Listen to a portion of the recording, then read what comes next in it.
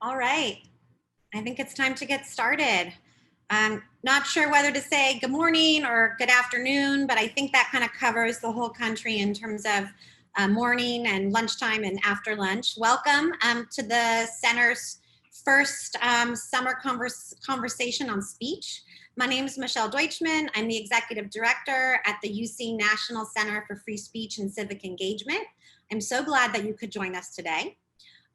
We're going to be doing a deep dive into the world of online speech, content moderation, and liability.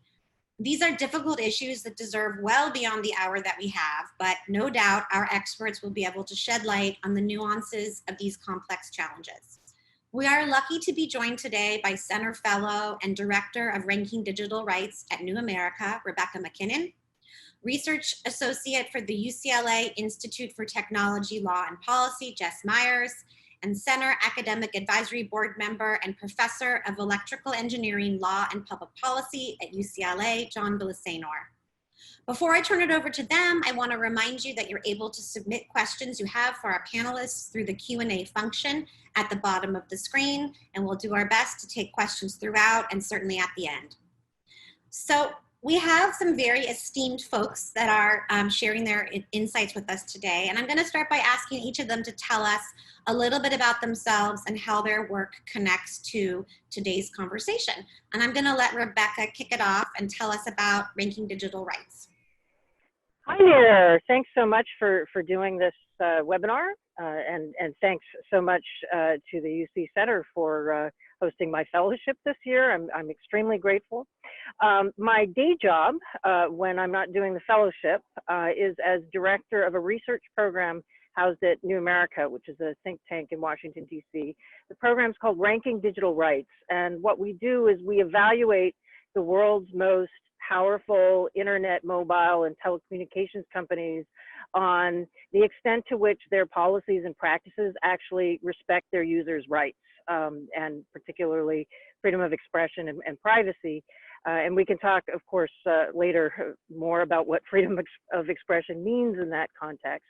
And I came to this work having authored a book called Consent of the Networked: The Worldwide Struggle for Internet Freedom, which came out in 2012 and which talked about the challenge we have with what I call the sovereigns of cyberspace, internet companies that are increasingly affecting what people can and cannot do in their online lives, which then affects what they can do in real life, and a challenge of holding them accountable when you have patchwork of government regimes, some of which respect human rights more than others, and the companies sort of being their own sort of private sovereigns. And so that's why I started the Ranking Digital Rights Project, to kind of set some standards for how companies can be held accountable globally for respecting users' rights, including freedom of expression. And so my focus of my fellowship is an opportunity to step back a bit more. The title of the fellowship is From Campus to the Global Internet, Reclaiming Free Speech for Democracy and Human Rights in a Digitally Interconnected World. And it's somewhat in response to the fact that in a lot of the Western democratic world, the cause of freedom of expression has been hijacked by extremists. And you hear a lot of voices from the progressive left calling for more censorship in order to deal with the extremism online.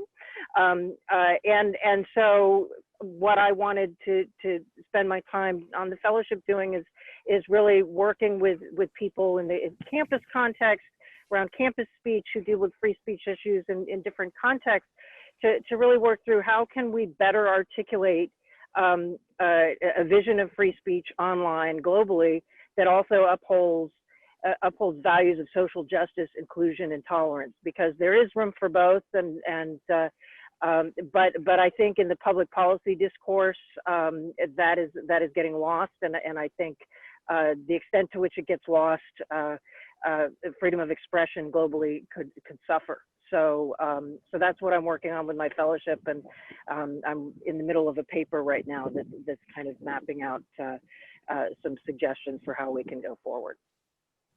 Thank you so much, Rebecca, and everyone's going to have an opportunity to see that paper. I'm very excited. Now I'm going to turn it over to John, who has appointments at like 3 different schools and is also the co-director of a new technology institute. So John, tell us a little bit about the institute and about your connection to the world of online speech. So yeah, so first of all, I'm very appreciative of the chance to be participating in the seminar or the webinar today. And as Michelle mentioned, I am the director of a newly launched institute at UCLA called the UCLA Institute for Technology, Law and Policy. It is a collaboration. It's based jointly in the engineering school and the law school. And those are 2 disciplines where, despite the incredibly high importance of the overlap, there hasn't been, at least traditionally in academia, nearly as much of a type of interdisciplinary collaboration as I think there should be. And if you look at a lot of the really important policy and legal questions that are arising in relation to the online ecosystem, as well as many other issues like artificial intelligence and digital privacy and things like that, then working at that intersection is just a critically important thing. So we had the unfortunate timing of launching this just as the world was shutting down. And so like everyone else, we've had our plans changed by that. But our goal is to make this quickly into a center for global thought leadership on some of the really pressing questions that all of us are going to have to answer if we're going to address these very real challenges from the online ecosystem. Great, thank you. And Jess is already working with you. Jess, tell us a little bit about you and how you came to fall in love with Section 230. Sure. So yes, I echo my co-panelists. Thank you so much for the opportunity to speak on this webinar today. So yeah, I'm Jess Miers. I'm a rising third year law student at Santa Clara University School of Law, where I primarily study internet law, and my scholarship is pretty much dedicated to Section 230 and content moderation issues. I'm also currently a research associate with the UCLA Institute for Technology, Law and Policy, and I work closely with John, working on a law review article about Section 230 and the right of publicity at the moment.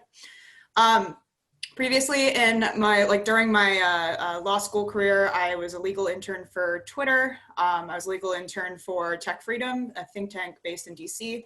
And currently I'm working for Google as a legal policy specialist, where I work, primarily in trust and safety and on content moderation issues. Just gonna say going forward, my opinions are my own. They're not reflective of, my current or past employers.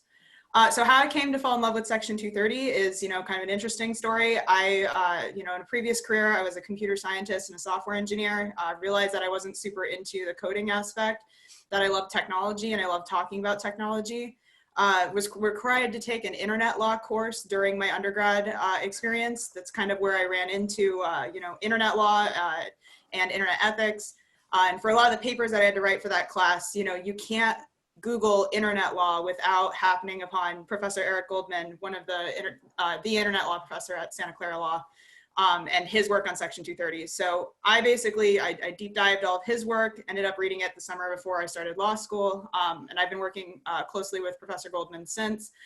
Section 230 has always interested me just in, with regard to online speech and free expression. It's, something that, I've always been passionate about with regards to, free speech.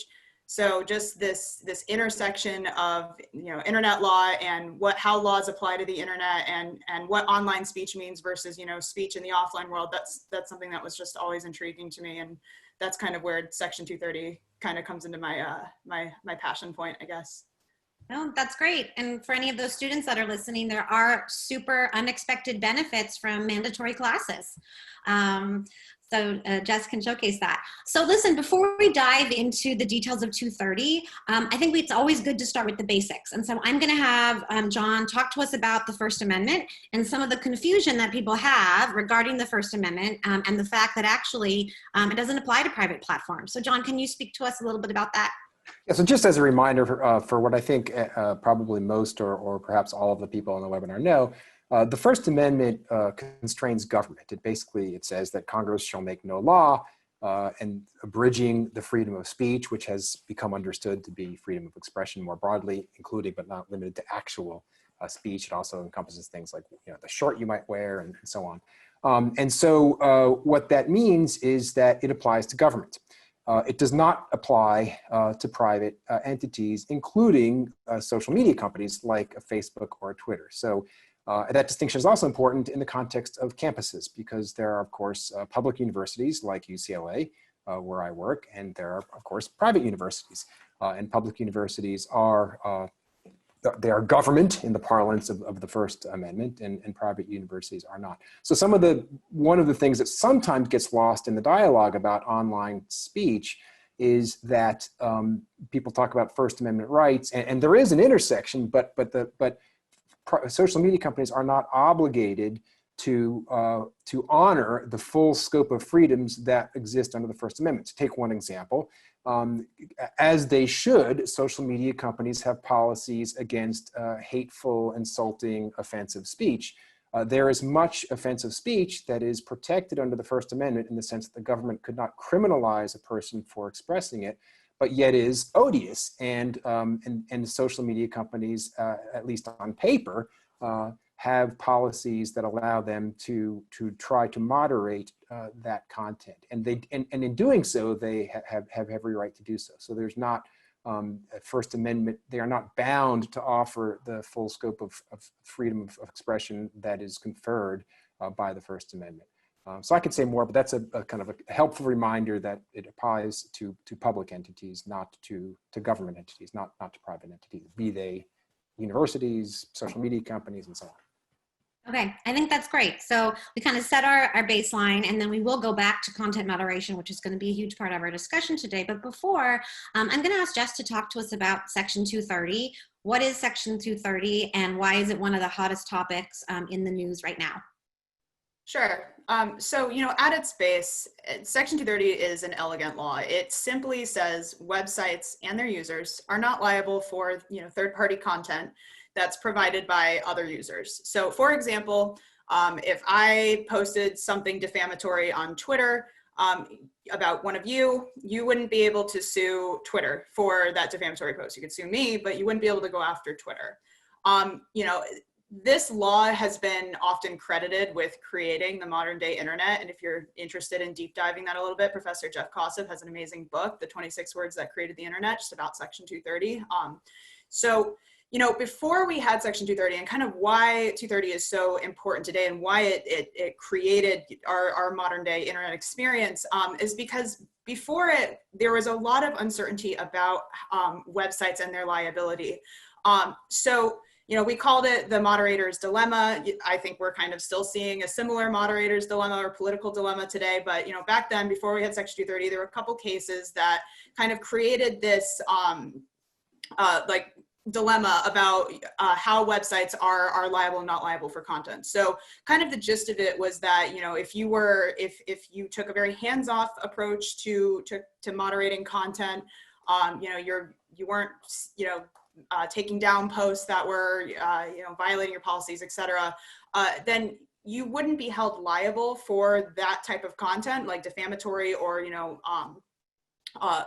lawful but awful type content, because you wouldn't have known about it. There was no way for you to know that content was out there, so you wouldn't have that liability. On the flip side of that, though, if you did try to create this family-friendly environment with your website, if you were taking down posts, trying to moderate, you were assuming liability for anything that slipped through the cracks. And so Congress kind of recognized this is not a great solution moving forward, especially, if the internet is if you're going to have sites like, social media today, that, is generating, thousands and millions of types of content live, that liability structure isn't going to work. So Section 230 kind of just adds this, national standard that says websites are not liable for third-party content, and so that's kind of what sparked the websites and the online experience that we have today. So the role of Section 230 today is, many think that it kind of assuages websites from any responsibility whatsoever, but really the best way to kind of explain Section 230, it's mostly analogous to this sword and shield approach. So, you've got the sword, websites are equipped with the sword of Section 230, which allows websites to go and moderate content as they see fit for their audiences. And at the same time, they can use Section 230 as a shield for those moderation decisions, or for, you know, again, if I were to post something defamatory, that's where the Section 230 shield comes in. And it really creates this excellent balance where websites are, you know, encouraged to go after this, you know, terrible content. And they're also not being held, they're not taking a massive risk in removing and going after that content. So, you know, today Section 230 is in the news for, you know, a lot of reasons. Personally, I think big tech is an easy target. We're in the middle of an election cycle. So that's why we're seeing a lot of proposals to kind of curb big tech, or to, and the best way to curb big tech would be to go after Section 230, because Section 230 is kind of the lifeline of the internet. You know, where they get this wrong, obviously, is that Section 230 isn't just important for big tech, but it's also super important for these smaller market entrants as well. There's a little bit of like bipartisan dislike for 230. You've got, you know, on the Democratic side, they believe that Section 230 kind of incentivizes websites to not do enough to protect their users. And then you kind of on like the Republican side, you're seeing Section 230 is gatekeeping their speech. You know, another reason I think people have just kind of fallen out of love with the internet, and it's, you know, easy to blame all of the internet's ills on Section 230, and especially today where everything is online. If you look at the internet as kind of like you know, a mirror on society, since 2016, I would almost argue society has, you know, gotten a lot worse lately.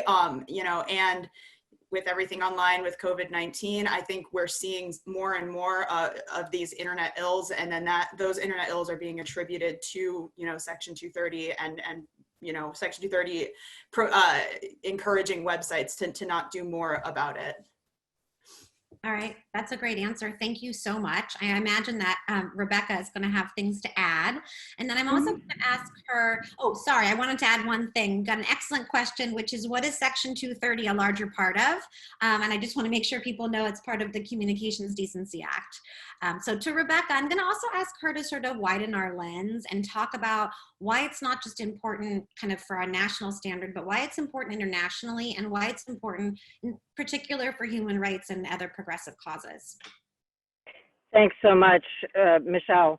I know we're going to talk a bit later, but I might touch upon the fact that even if dismantling Section 230 might not be the most helpful approach from a human rights standpoint in addressing problems with social media companies, I can talk a bit later about the fact that there are plenty of things we should be holding the companies accountable for, that they should be held accountable for, just not using Section 2, not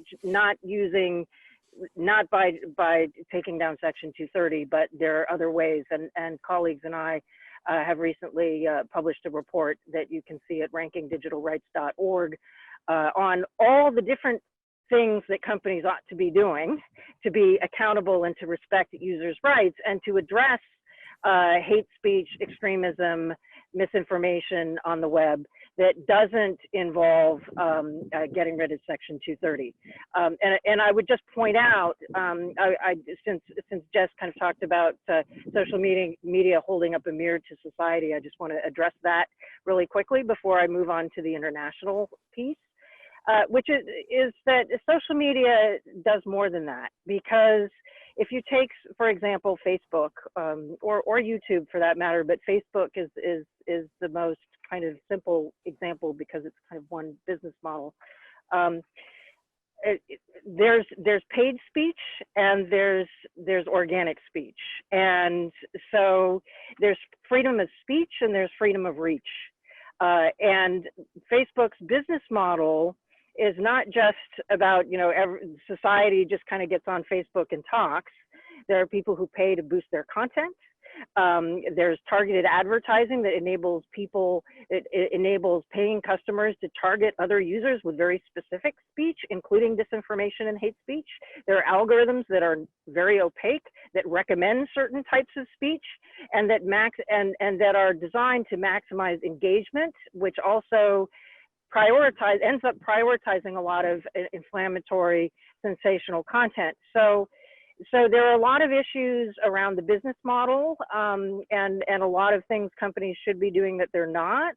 That doesn't have anything to do with holding them liable for content by dismantling Section 230. We can talk about that more later, but since Jess had sort of brought up, you know, sort of Dick Clegg of Facebook said something similar recently about Facebook being a mirror of society. I would beg to disagree with that, actually. But to move on to your question, Michelle, about the international implications. The international human rights community is quite clear that Section 230, if you take away the name of the law itself, what it's about is immunity from liability for what your users do, for what the internet platform or internet services users say and do. And why is that important for human rights? Because otherwise you get situations like, for example, in Thailand, it's illegal to insult the king. And so bloggers who have comment sections on their blog, where Thailand has a strict intermediary liability regime, which means people, platforms, web hosts, bloggers are responsible for all the content they host. Bloggers have gone to jail because random people who have posted comments on their blogs insulting the king. And that has been used as an excuse to put critics of the regime in jail. So that's one example. China also has a very strict intermediary liability law that basically holds platforms accountable for everything their users do, and that results in a very strict surveillance and censorship regime. I would point to a website called ManilaPrinciples.org. There's something called the Manila Principles that were drafted several years ago by a whole coalition of international human rights and free speech groups. And if you look at the list of signatories, they're from all over the world. And all of them making the argument that for free speech in their societies, immunity from intermediary liability, or at least very limited liability, is very important. And they lay out the conditions under which it might be acceptable to consider limiting the immunity in any way. And you know, the human rights case law around, and we're going to be talking more later, I think, about international human rights law and how free speech relates to that. But the UN Special Rapporteur on Freedom of Expression, David Kay, who's at UC Irvine, who's involved with the center and who I've done a lot of work with, has also in his own reports laid out why it is that immunity from liability for internet platforms is essential for global online freedom of expression and thus for the exercise of human rights around the world. So there's kind of a long standing support by the human rights community for the principles behind Section 230. Another thing I'd point to is that the OECD almost 10 years ago now published some principles for internet policy making, the OECD being, you know, governments, but the policy making principles that they published were endorsed again by a large group of civil society and human rights organizations as being essential to protecting rights on a global internet. And again, limitation of liability for internet intermediaries was a key principle in that. So I guess the point being that while I think it's understandable and natural that there's a lot of awful stuff on social media today, the voter suppression is very upsetting. The COVID-19 related disinformation can be deadly. There are some serious problems that companies are failing to deal with. However, dismantling the platform's immunity from liability is not the way to address the problem and will only make things worse. Thanks, Rebecca. I can certainly share with everyone here today that I've learned so much from Rebecca about the connection between what we see online and the importance to like much greater issues and causes. Before we jump into this question of content moderation and how to do it and when to do it, I want to ask our panelists just to talk about some recent legislation that pertains to 230. I'm going to ask John to start by talking about one of the many recent executive orders that the president has issued, and that one concerned 230. Yeah, right. So this is strictly speaking, of course, not legislation, but an executive order. And President Trump on May 28th issued an executive order. It's titled Executive Order on Preventing Online Censorship. And in that, he took aim squarely at Section 230 of the Communications Decency Act and stated that it, quote, should be clarified, close quote. And among other things, the order called for the Department of Justice to, quote, assess whether any online platforms are problematic vehicles for government speech due to viewpoint discrimination, close quote. And there have also been some, there's been proposed legislation in the last few years from people basically asking, for example, about a year ago, Senator Josh Hawley, who is a Republican from Missouri, introduced a bill that would have amended Section 230 so that, as he explained, his office explained in a press release, quote, big tech companies would have to prove to the FTC by clear and convincing evidence that their algorithms and content removal practices are politically neutral, close quote. So obviously there's a lot of concerns that the executive order and those sorts of approaches raise, among them being that at least I personally wouldn't want this administration or any administration having the power to decide what is politically neutral or not. That's one problem. And another problem is the First Amendment. Again, the government doesn't have you can put aside for a moment the question of whether or not social media companies are or are not acting in ways that are biased one way or the other. But even if they are, a private entity has a right to not offer the full range of perspectives that the First Amendment allows. For example, it is not Fox News has a right to offer content primarily aimed at people who are sympathetic with the political right. MSNBC has a right to offer content aimed primarily at people who are sympathetic with the political left. I'll also mention that some people talk about something called a fairness doctrine. In fact, we did in this country in the mid-20th century for a few decades have a fairness doctrine under which broadcast television stations and the like had to offer a balanced range of views on these topics of public debate. And that was actually challenged in the Supreme Court, and the Supreme Court upheld the doctrine's constitutionality in a 1969 ruling in Red Line Broadcasting v. FCC. But the logic then was that there were very few channels of communication available. In other words, in any given metropolitan market, there might only be a handful of over-the-air television channels. And since spectrum was a scarce resource, the argument was, whether or not it was a good argument or not, you can put aside for a moment. The argument was that given the scarcity of the resource, it was important to ensure that that the stations that were granted access to that resource were giving a full range of views. But today, with the internet, of course, we don't have that problem. I mean, there's no shortage of sources that any of us can go to on the internet to get information. So we suffer from many things in relation to the internet ecosystem, but one thing we do not suffer from is a lack of opportunity to access a diverse range of viewpoints.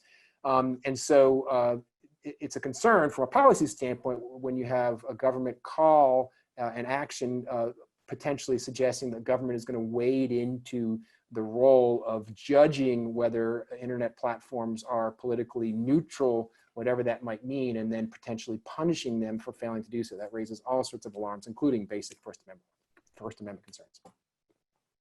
Thanks, John. And yeah, thanks for noting the difference between an executive order and what Jess is going to talk about, which is a whole bunch of legislation that has different acronyms like EARN IT and PACT. So Jess, can you kind of do quickly a review of all the, kind of key legislative initiatives as of late?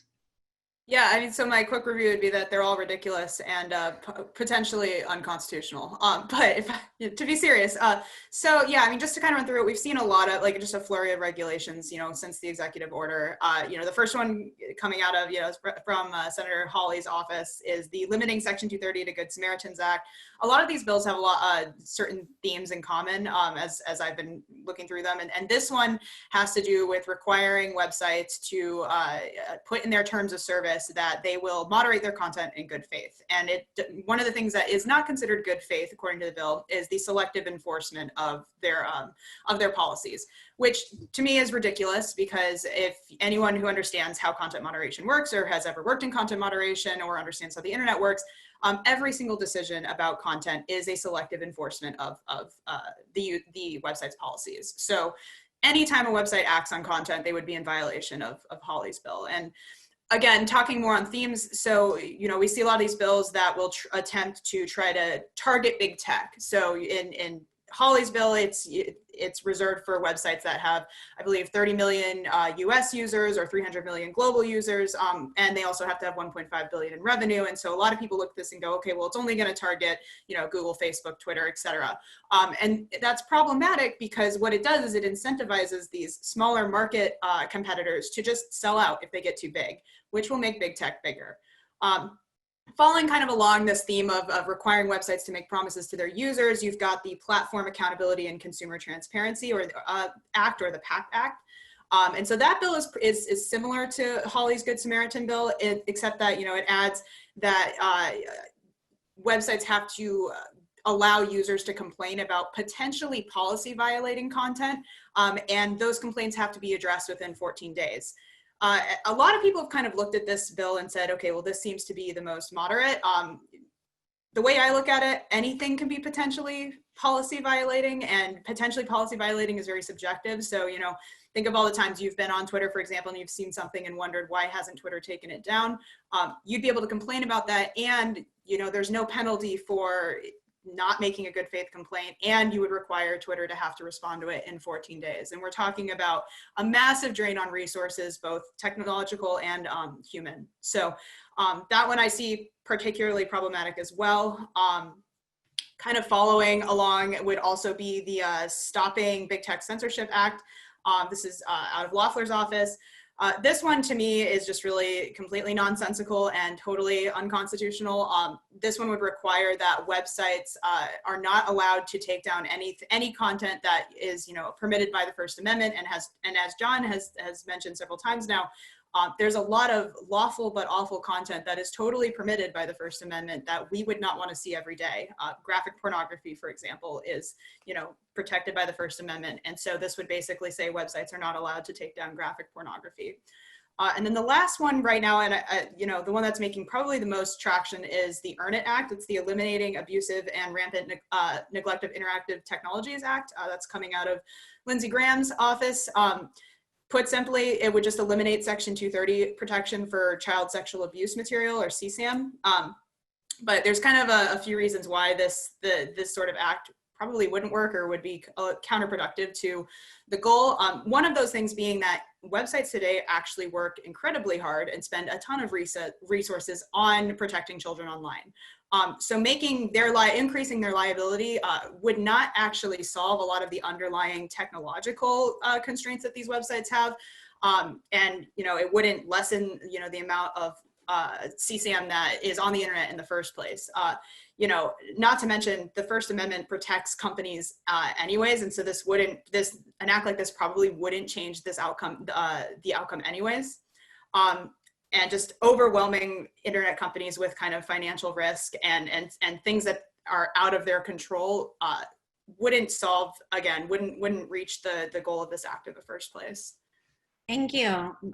So we have, right, the president trying to get involved, we have legislators trying to get involved, and then we also have academics who have thoughts about it. And I'm going to ask Rebecca to talk about Danielle Citron at BU and some of the group that she works with, and kind of what they're suggesting that we do about Section 230. Sure, yeah, I'll talk about her proposal and some others as well. So Danielle Citron, who's a MacArthur Fellow and has been working on these issues for a very long time, she proposes that immunity should only be granted if platforms can show they've taken reasonable steps to prevent or address unlawful uses of their services. So she's not dealing with the awful but lawful, she's just talking about the unlawful. And that a reasonableness standard, she argues, would allow for companies to take different approaches and wouldn't be outdated as technology evolves. The question is, how you reach a consensus around what reasonableness is and whether that's possible, but her proposal it kind of ties into a number of related proposals who are saying the key is that companies should be required to have a process, and if they have a process, then they could be exempt. But if they have no content moderation and they're just a complete free-for-all with no effort, then perhaps they don't deserve immunity. And there have also been some proposals that focus on revoking Section 230 immunity just for paid content, so for advertising as opposed to free content, which is just kind of anybody on social media. Also, there's an attorney named Claire Goldberg who challenged Section 230 a few years ago, who argued that while it is problematic to require companies to vet everything and that the reasonableness standard might be difficult, they should still be held accountable for foreseeable and preventable actions. So in other words, they need to be doing some kind of risk assessment or impact assessment about how their platform is going to be misused and demonstrate that they're taking steps to mitigate that. And just kind of finally, I would point out that some of these things can be addressed without actually tinkering with Section 230. So for example, you could require companies to do impact assessments or be more transparent about their processes kind of separately from a law that changes anything in Section 230. So there are also proposals around that. My colleagues and I have also pointed out that there are a lot of issues related to the way in which content travels that also relate to just how companies use and share data. So the fact that they collect a lot of data about you and allow people to target you with it, well, maybe privacy law could help with that, right? There are a bunch of other, anyway, we have a couple long reports where we lay out a bunch of different recommendations, but the point being that there are some people who are tying these things to Section 230 and other people who are saying, well, we could do other legislation that is separate from Section 230 that nonetheless focuses on making companies demonstrate greater accountability. Thank you. So before we move to kind of the issue of, like Rebecca said, what are other things companies can do? I want to kind of focus back in on higher education, since most people on this call are connected to higher education, and spend a minute talking about why all of this matters in terms of what we're able to do, especially in this remote context. So I'm going to have our panelists maybe speak to why this matters for higher ed. And then also someone had a great question talking about how do we remedy the situation of students receiving biased, big social media platform, kind of them, is they're saying the information is politically neutral, but clearly it's not. And so as teachers and students, how do we work with that in the classroom? So Jess, maybe you want to kick it off about why this matters, and then either Rebecca and John maybe talk about it as people who teach, what you think we can do. Absolutely. So, I think this sort of gets at, and especially now that we're in this COVID-19 kind of world, this kind of gets at, like, we might be taking the internet for granted. Just think about all of the things that, I mean, maybe you're a student, maybe you're a teacher, or maybe you're just, you know, working in your career right now online at home. Think about all the things that you are using, you know, today to kind of replicate normalcy that you had, you know, in the offline world. So, you know, one of the things when it comes to higher ed, I believe most classes are being taught over some sort of streaming service like, you know, Zoom, Microsoft Teams, Google Meet, et cetera. Looking just kind of at Zoom, for example, think about some of the issues we've seen with Zoom bombing.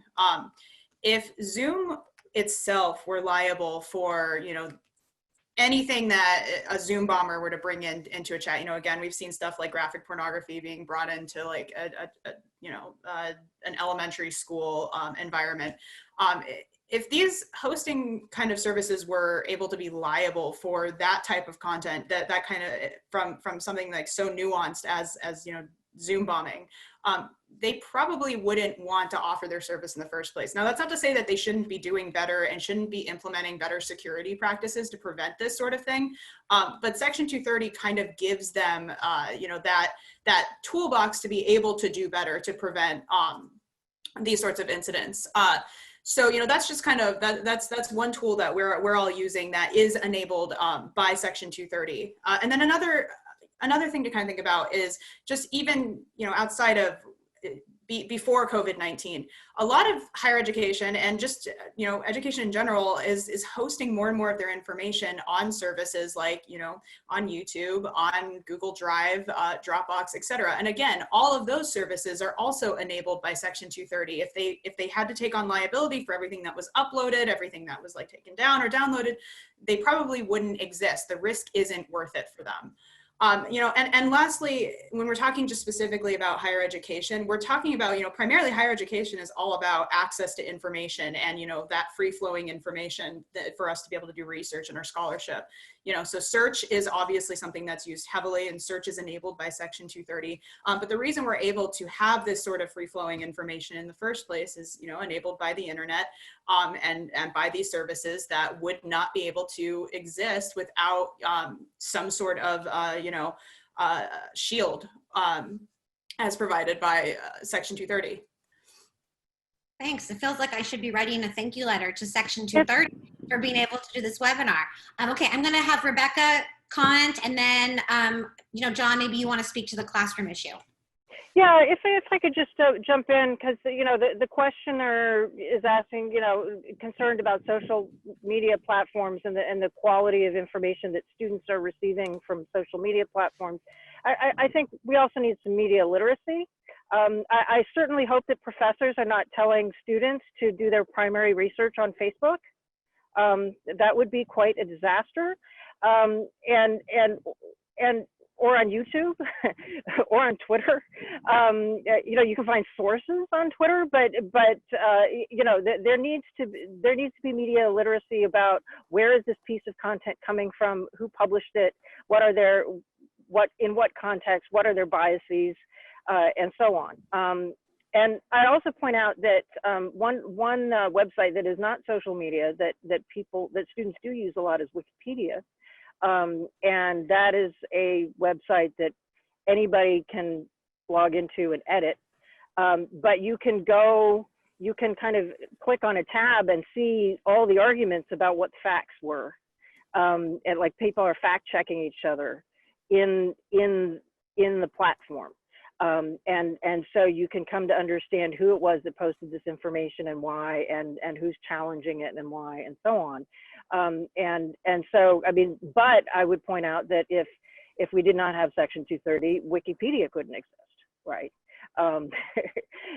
Because it would be liable for any edit that anybody made on the platform. But there is a certain amount of individual responsibility and collective responsibility around literacy that we also need to engage in, as well as thinking about what other types of open source platforms that are not commercial that perhaps academic communities need to be creating.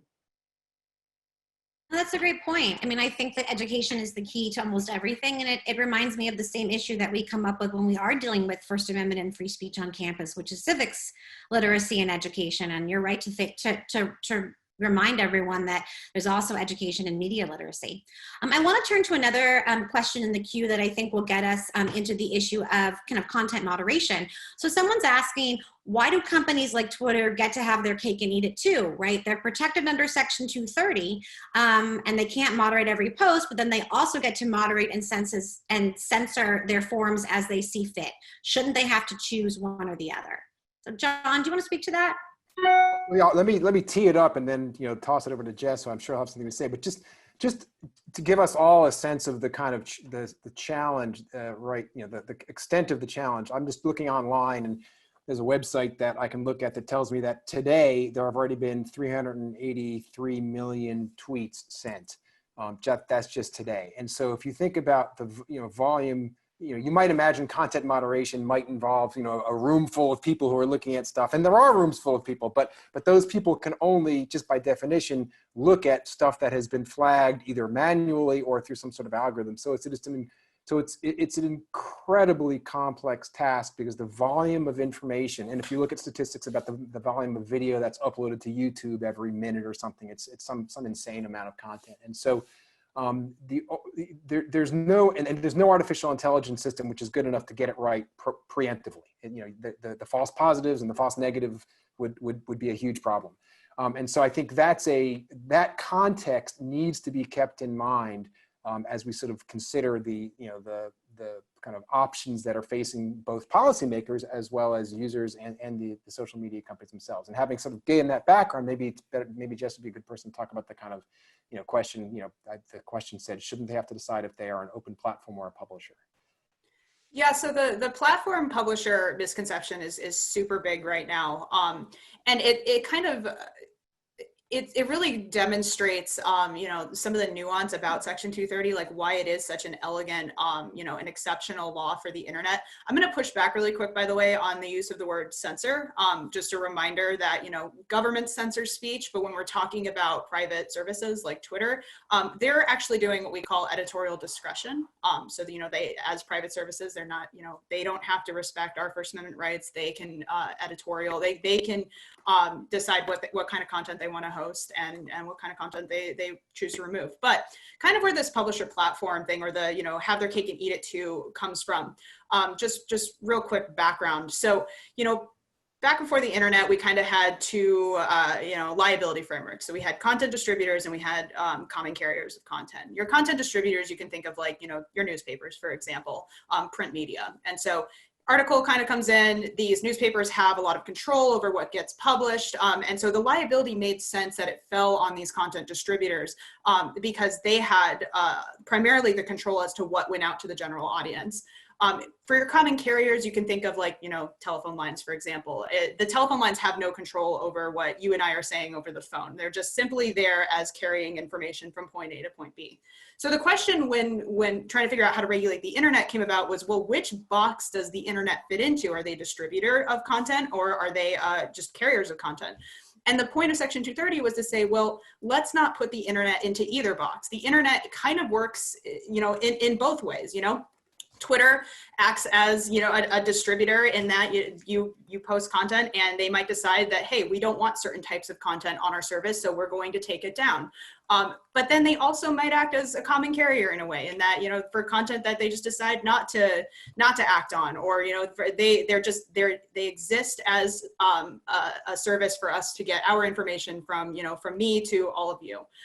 And so the point is that they shouldn't have to pick which box they fall into for a liability structure. And that's where Section 230 gives you that wonderful medium, because they should, with so much content, and the fact that they can't have, as John mentioned, they can't have control over every single piece of content that comes through. It would be unrealistic and impossible to be able to hold them liable for every single thing that comes in. And at the same time, we don't want them to just take a backseat approach and say, we're common carriers, we're not going to touch any of the content, because there's a lot of stuff that we don't want to see, coming through our Twitter feed or Facebook timelines. Right. Thank you. I think it's easier sometimes to think about the benefits of moderating content, of pulling down the ugly, awful, offensive things. But I'm going to ask both Rebecca and John to speak to this idea of unintended consequences, of how can sometimes it backfire to pull down content. And I know maybe Rebecca's going to talk about some international issues, and I think John's going to speak to FOSTA. And then I just want to let the person in the queue, then we'll go back to lawful but awful. Yeah, sure. I mean, it sort of relates to awful. What is awful from whose perspective, right? And so the social media platforms have been under pressure from a lot of different governments to do a better job of taking down terrorist-related content, online extremism, and in the past few years, very big focus on Middle Eastern extremism. And so as a result, one of the things that happened was that people who were using YouTube to document war crimes violations had their content removed because the algorithms or the people or whatever combination that was doing that content moderation got it wrong. And those kinds of cases happen quite a lot. That is a more prominent case, but you also hear quite frequently of cases of people in the Black Lives Matter movement who are calling out racism and calling out hateful behavior, and then get censored themselves because in the process of calling out they use certain terms and the algorithms aren't smart enough to know the difference.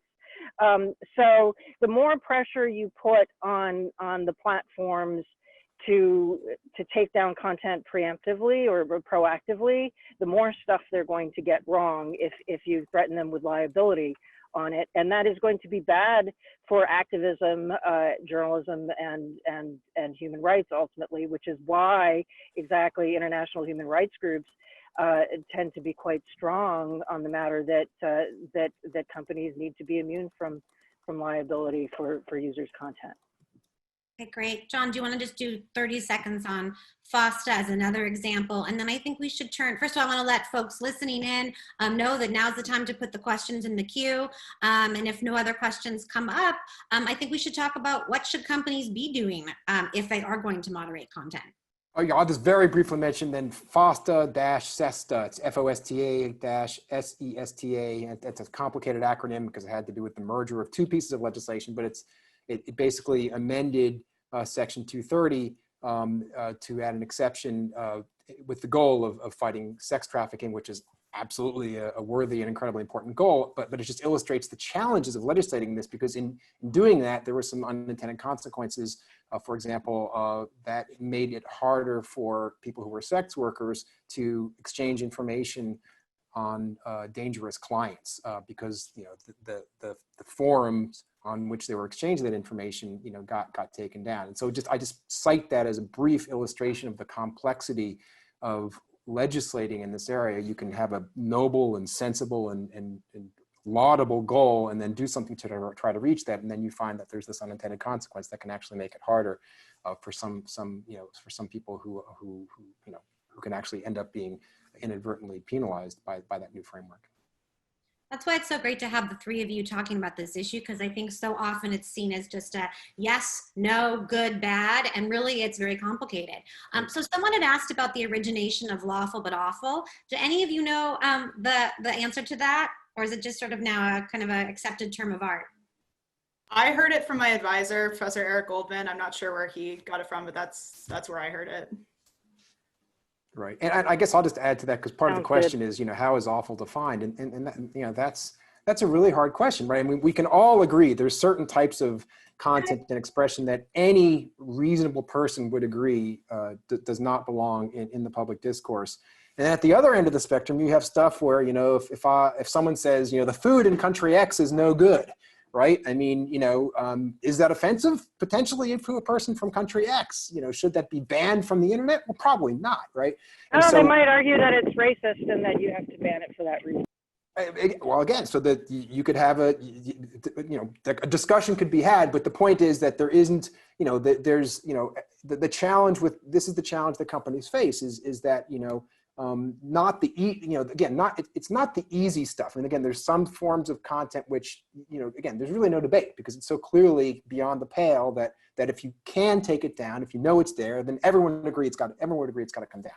And there's a bunch of other content where reasonable people can disagree.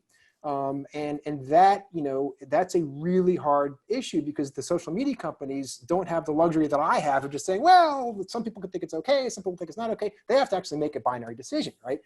And that decision inevitably is going to then leave somebody unsatisfied, or large groups of people unsatisfied. So it's a very complex, when people clamor, as they reasonably can, that social media companies should do more, because they can do more and they should do more. But at the same time, we should recognize the sort of extremely complex kind of no-win situation that anybody who's trying to moderate this incredible volume of content faces. There's really no right answer, or there's a lot of questions, and some of the questions do have right answers, but there's a lot of questions that don't have clean, simple, clearly right answers on what to do.